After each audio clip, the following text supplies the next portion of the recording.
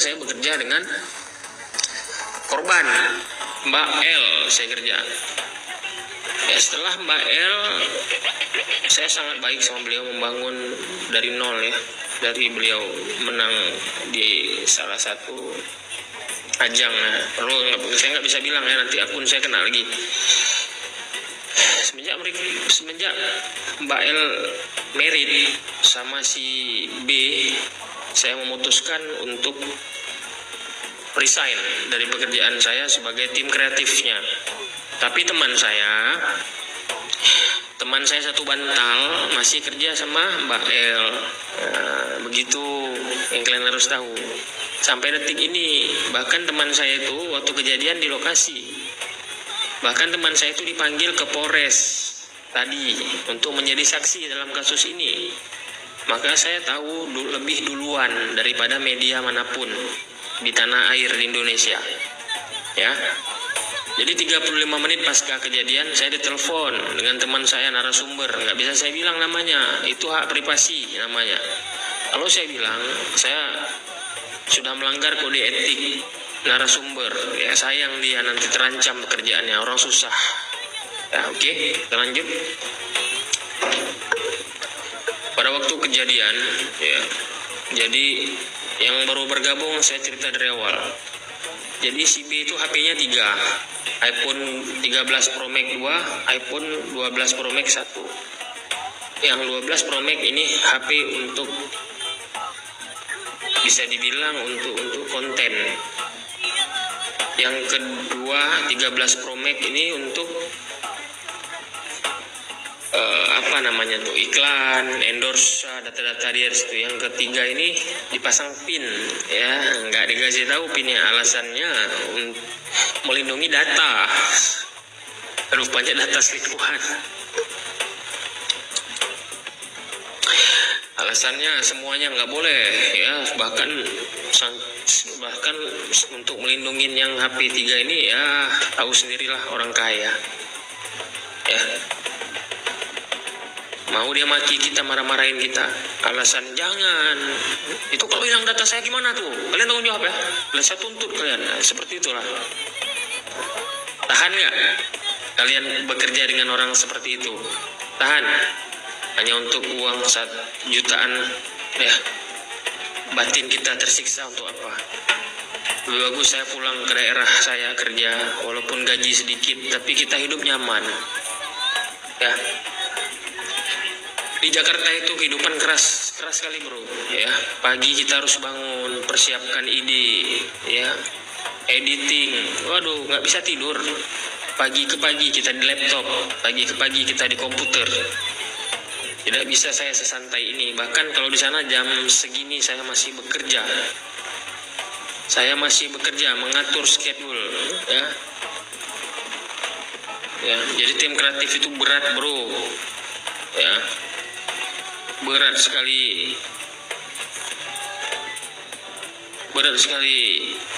Maka saya memutuskan untuk pulang ke daerah, ya. Teman saya masih bekerja dengan si korban Mbak L. Jadi waktu kejadian itu saya ditelepon, Mas, nampaknya sebentar lagi viral mas. Kenapa mbak? Kenapa?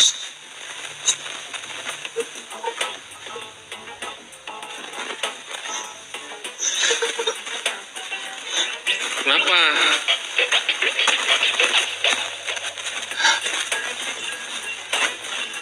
Pak L dicekik, dibanting dengan Pak B.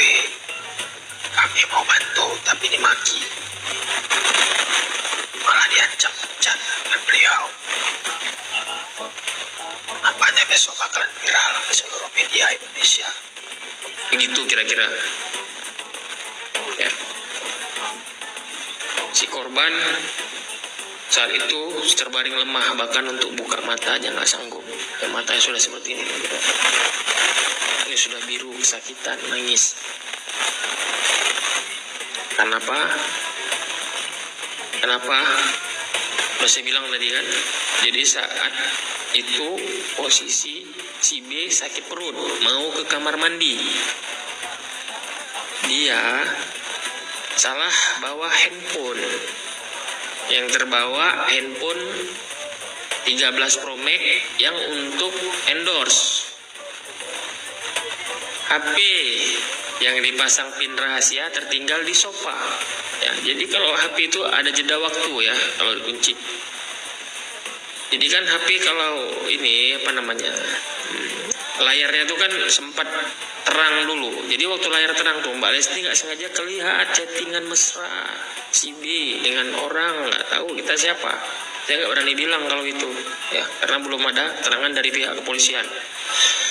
Melihat itu Mbak Les langsung marah karena hal itu sudah diduga oleh Mbak L selama ini ya.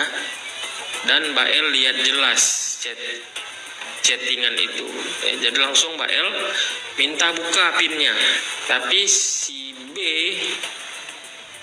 malah menyalahkan Mbak L ya, sehingga terjadi pertikaian. Ini belum dipukul nih, dengar dulu nih, belum dipukul, belum dicekik.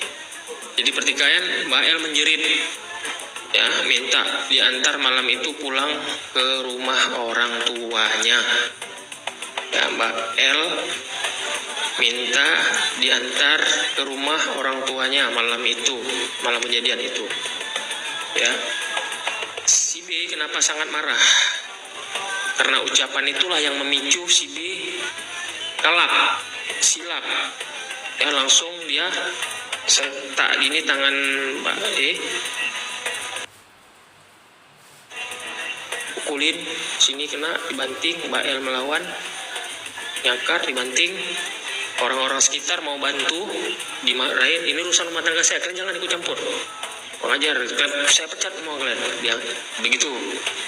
Begitulah reaksi beliau dari sumber saya nih ya, sampai gitu. Untung ada satu orang ya, Mbak ini memang asisten langsung ditunjuk oleh orang tua Mbak L dari kampung. Memang dikasih kewenangan lebih di rumah tersebut untuk melindungi ya. Jadi beliau nggak takut dengan si B. Kurang ngajar kau ya. Kamu dilahirin dari rahim siapa? Tega kamu buat Mbak seperti ini. Itu kalau meninggal Mbak gimana? Mau kamu tanggung jawab? Ya, semenjak dimarahin sama asisten Mbak L tadi, langsung si B ketakutan. Pandangannya kosong, terdiam seperti ini.